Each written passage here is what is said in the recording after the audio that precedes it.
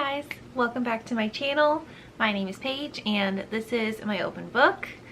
In today's video, I'm going to be sharing with you books that I think newbies should get started with. So if you're new to reading or if you're new to the romance genre, then I think that these books are the best way to get into it. Basically, I want this video to be like your starter guide to reading romance books. So grab a drink, grab a snack, and let's chat about some books. Okay, if you're new to my channel, this might come as a surprise to you, but if you've been around here, you know I gotta start with the series that got me into reading romance. So I'm gonna go with the Getting Lucky series by Megan Quinn. I know, no surprise to those of you who have seen my previous videos. I talk about this series quite often. I mean, it's definitely special for me, and I know I'm biased, but this is what got me into reading romance, and I think it's a great place for most people to get started. So just to give you a little bit of the premise, this is the first in a series. So it actually follows a group of brothers. They all go to celebrate one of their birthdays in New Orleans. They're out partying, having a good old time. They see a fortune teller, and something tragic happens while they're seeing this fortune teller, and she puts a curse on them. Basically like a love curse, saying like they can never have love. So obviously in the moment, they don't really take it that seriously. They go back to their small town in Port Snow, Maine. And it's one of those small towns where everyone talks about everybody. Everyone knows each other's business. And everyone knows about these boys and their curse. And that's like all anyone can talk about. So there are even girls that like won't go out with them because of it. It kind of haunts them as they get older. So this first book is about the oldest brother, I believe. He's definitely the one where the curse hits the hardest. So I don't think this is a spoiler because you find out pretty early on. And if you read the reviews of this book, almost everyone talks about it anyway. So I don't think it's a spoiler, but if you're really like sensitive about spoilers, you might want to skip ahead to the next book.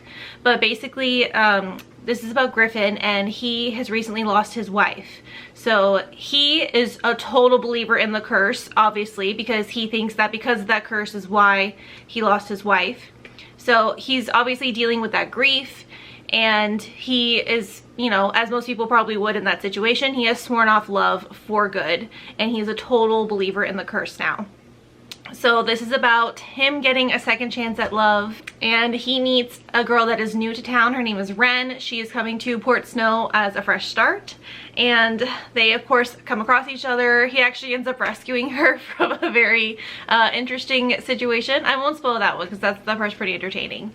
But yeah, it's just about them trying to navigate their feelings for each other. She's trying to start over, he's trying to escape this curse, and I loved it. It's a really good time, and I think that you'll enjoy it too. Next up is a classic for a reason. I'm gonna go with pretty much anything by Nicholas Sparks. One of my favorites is right here, Safe Haven. If you love a good romance movie like The Notebook, A Walk to Remember, all those classics, there's a reason why those are so good. It's because Nicholas Sparks just knows how to write a heart-wrenching romance that we all want to get behind, okay? And his books do not disappoint, in my opinion. Now, there's a reason why I recommend his books for beginners. He doesn't usually have a lot of smut in them, and he does kind of follow like similar formulas. But I mean, he's the king of small town romance. I feel like he's the one who started it all. He's the one that really got us hooked on that whole dynamic. And sometimes they're cheesy, and I don't think you should read like a bunch of them back to back because they do kind of get a little bit repetitive. But I think because it's so familiar with movies you might love, I think this is a good place to start. Pretty much anything by Nicholas Sparks. And it's nice too because if you go into like any Goodwill or Salvation Army or thrift store, there's probably going to be Nicholas Sparks books there. So it's a good way to affordably get started because you could probably get one for like 50 cents or $1, and it's going to hit the spot every time, I promise. I'm also going to throw in this book. So it's called Practice Makes Perfect by Sarah Adams. This is actually the second book in a series. I believe the first one is called When in Rome. So I think that's another great author to get started with. So her books I think are good for beginners because they are cute and they are really sweet, and there is usually like a plot that goes along with them, but they are fade to black. So if you're new to BookTube, basically what that means is kind of like in like a PG-13 movie, once they start kissing and it's like the sex scene is about to happen, it fades to black. So you don't actually see sex on page, but it's implied that they do get together. But if you're someone who doesn't really like, you know, you're not really sure how you're going to respond to having graphic scenes in books, this is a great book to get started with because it has the sweet parts of the romance, but you don't have to worry about it getting past the PG-13 point. Another author that I think you could get started with is Emily Henry. So this is the only book I've read by her so far. This is Beach Read. I've also purchased People We Meet on Vacation and Happy Place, so I'm planning on reading those next. But this book was really good, but I gave this like 3.5 stars.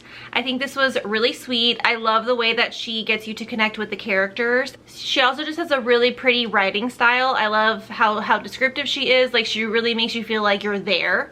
And I think this will be a good way for you to get into it. It's an easy read, but at the same time, it's like deep and makes you think. So I think she has a really good balance of those things. So I recommend starting with Emily Henry. This is, like I said, this is the only one I've read so far, but I'm excited to read more from her and I think you'll like her. Next up is The Simple Wild. This is by K.A. Tucker. And listen, people would talk about this book and they would say, oh, it's sweet, it's cute. And I was just like, you know, I kind of brushed it off. I didn't think it was going to be anything out of this world. I thought it was just going to be your typical run-of-the-mill romance, but I was wrong. I gave this 5 stars. I was obsessed with it. I talked about this book so much that my husband, he was like on a mission to make sure that I could finish this series because he knew how obsessed I was with this book. Basically, this is a small town romance, kind of to the extreme. So the main character, Kala, has to go back to Alaska, which is where her dad is from, and her dad and her mom have been separated for like almost her entire life, and she doesn't really have a relationship with her dad at all. But she finds out that he is sick, and she is going to use this as an opportunity to get to know him while she still has the chance. So she's a city girl from Toronto, I believe, in Canada, and she has to figure out how to survive and live her life in a super small town in Alaska. Like, they have nothing. They have like one store. They have to get everything in on planes. If it snows, like, you're screwed. And her dad actually owns an airport. So not really like a touristy kind of airport. It's more, like I said, one of those airports where they like fly supplies to the different towns and things like that. They do offer tours for tourists who like to explore the Alaska wild. But anyway, so when she gets there, she runs into this grumpy pilot who works for her father, and it's kind of like an enemies to lovers at first because she is jealous of him because he has a closer relationship with her father than she does.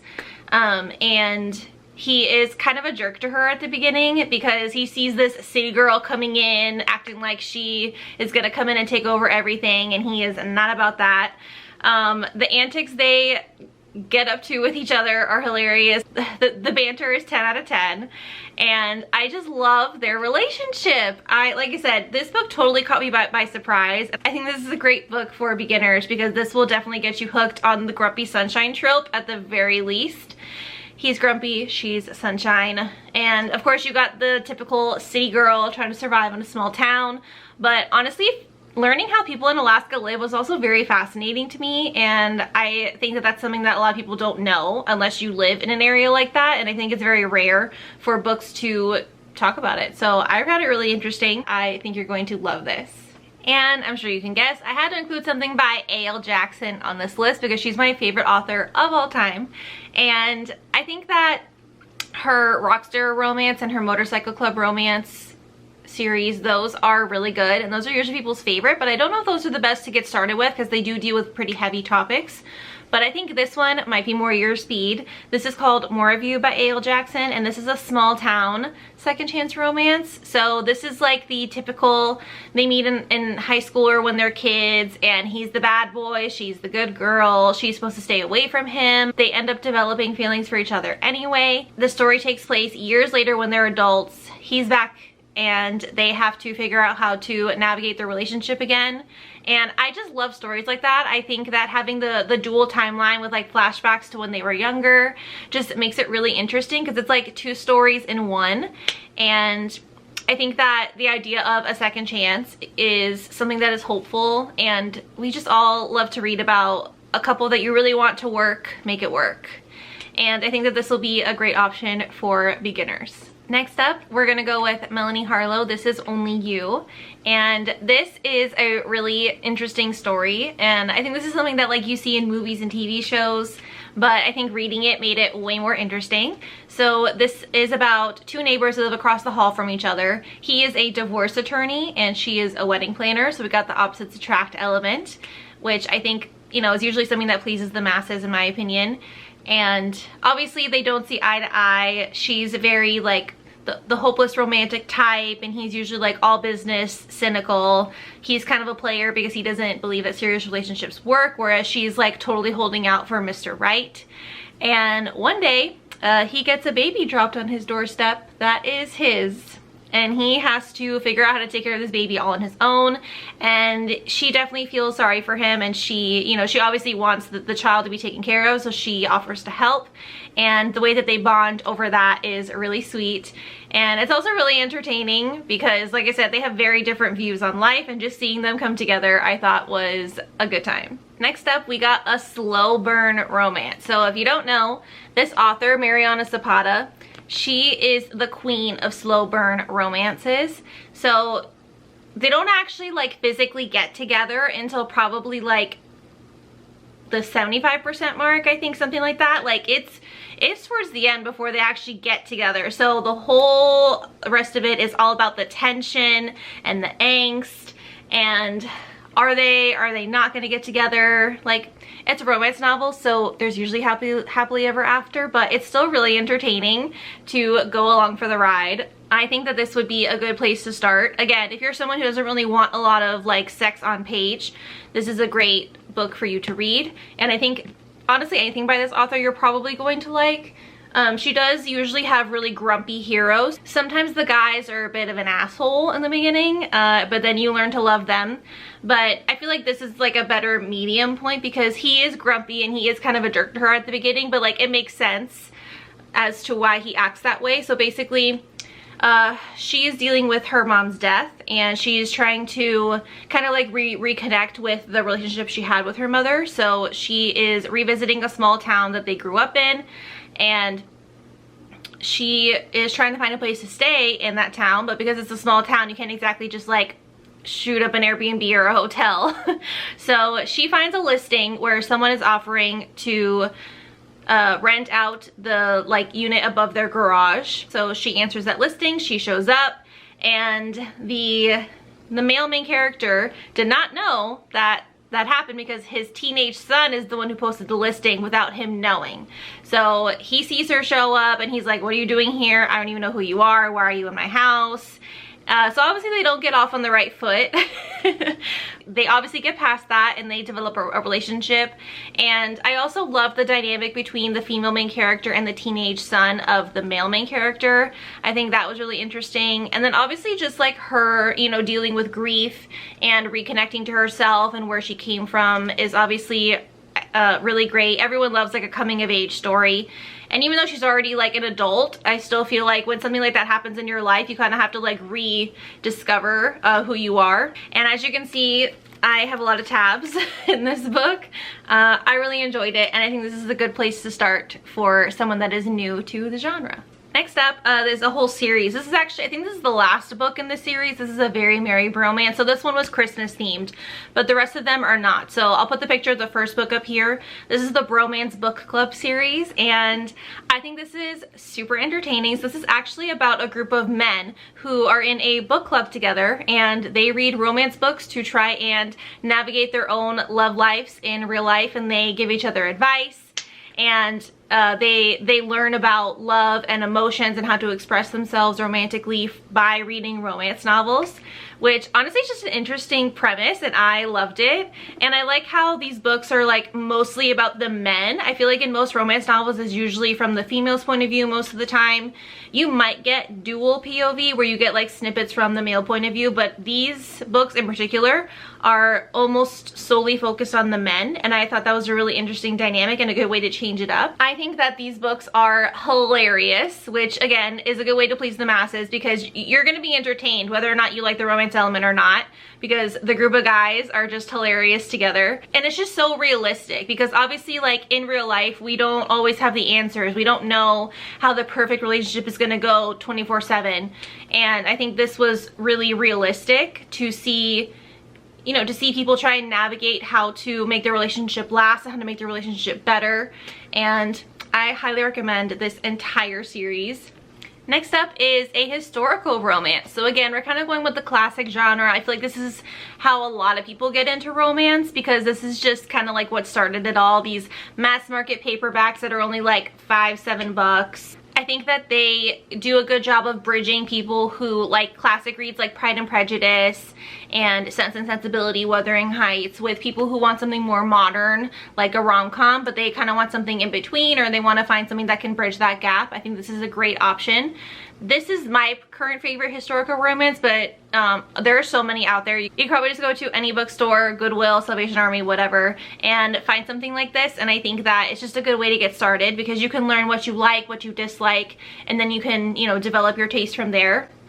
And I highly recommend. If you want to hear my thoughts about this book, I did talk about it in a previous video, so I will put that in the cards up above.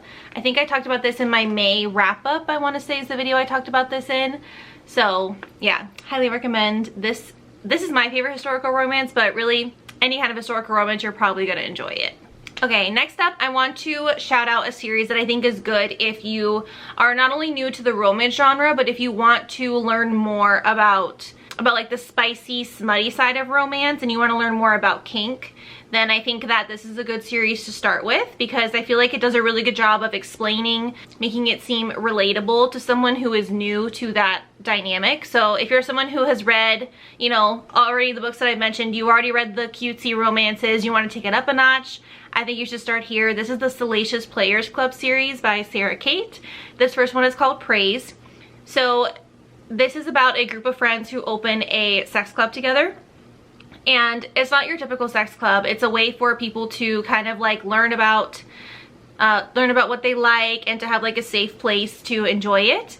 And it's interesting because you get the point of view of each person in the friend group who is opening this club. And there's like a wide range of accessibility and representation in this series that I really appreciated. So this first book, Praise, this is a dom-sub relationship. It's mostly about the praise kink, like the title says, but the whole series goes into different ones. So you have like the second book is about a cam girl and a voyeur, and then the third book is a male, female, male romance. So it's like, it's two males that are best friends, and there is a male and female that are married and a way that they go from a couple to a throuple. I think that was a really fascinating book too. And then the fourth book is another dom-sub relationship, but in this one the roles are reversed. So the male is the sub and the female is the dom. And yeah, I just found it really entertaining, and I think this is a great place to get started if you're new to that side of romance and you want to, you know, go a little bit deeper into that world. I also wanted to throw in 2 young adult recommendations. So we're gonna start with Shatter Me.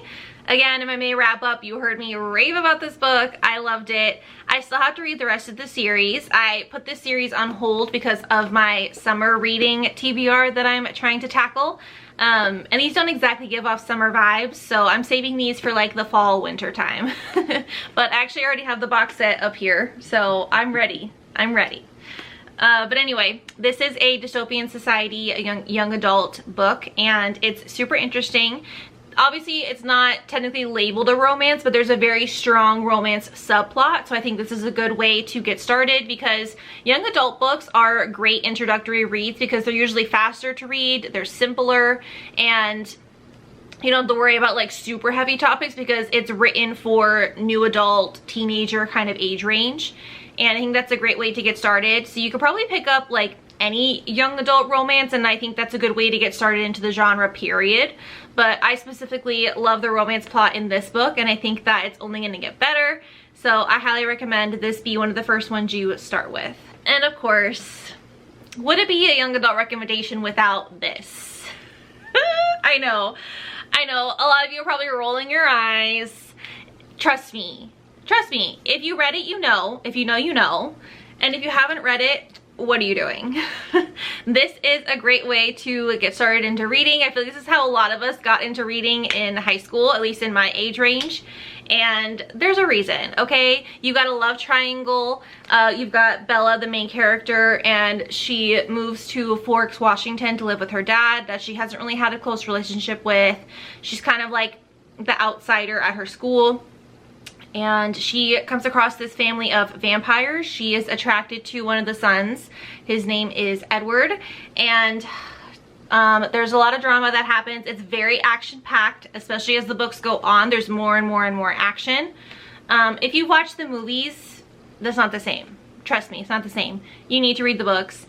And then you've got her friend Jacob, who you find out is in a family of werewolves. So you've got like vampires, you've got werewolves. She's kind of stuck in the middle trying to figure out what she's gonna do with the love triangle. I'm sure you've seen people argue over Team Edward, Team Jacob, and that whole dynamic is just fun. And what's not to love about vampires and werewolves? Am I right? Listen.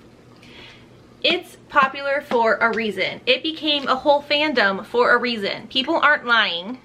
It's not overhyped. It's good. And if you haven't read it yet, I highly recommend starting with this if you want to reignite your love for reading.